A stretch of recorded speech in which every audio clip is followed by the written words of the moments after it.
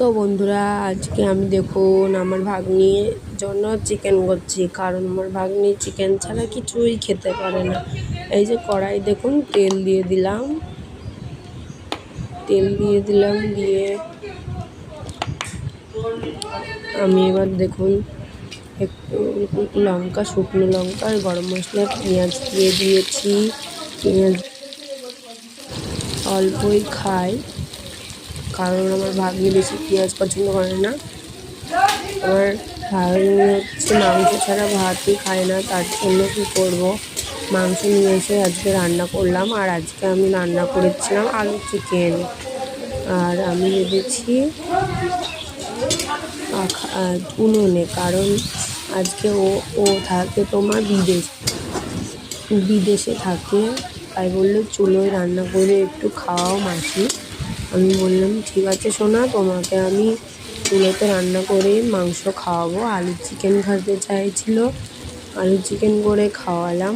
দেখুন আমি আলু, পেঁয়াজ, লঙ্কা ভেজে চিকেনটা দিয়ে দিয়েছি। একা হাতে ভিডিও করতে আমার একটু সমস্যাই হলো। দেখো, তো এবার দেখো আমি ভালো করে ভেজে লবণ টবণ দিয়ে নিয়েছি। তারপরে আমার ভাগ্নি আমাকে বলছিল পাশে থেকে যে মাসি আর একটু তাড়াতাড়ি রান্না করোই না, আমার তো খিদে লেগে গেছে। বললাম দাঁড়া বাবা, তোর জন্য আমি রান্না একটু তাড়াতাড়ি করছি। আর অনেক দিন পর তো আমি চুলোতে রান্না করতে গিয়ে আমার একটু সমস্যাই হচ্ছিল। তো দেখো লঙ্কা গুঁড়ো দিয়ে দিয়েছি, মাংসটা ভালো করে কষে নিয়েছি একটু। দেখো আমি অত ভালো রান্না করতে পারি না, কিন্তু কী করবো, ভাগ্নি আমার খেতে পারে না মাংস, ওই জন্য রান্না করে দিলাম। এই যে জল দিয়ে দিয়েছি, ভালো করে দেখো আমি নেড়ে নিলাম। একটু ভুল ত্রুটি থাকলে একটু ক্ষমা করে দিও, কারণ আমার তো প্রথম রান্না।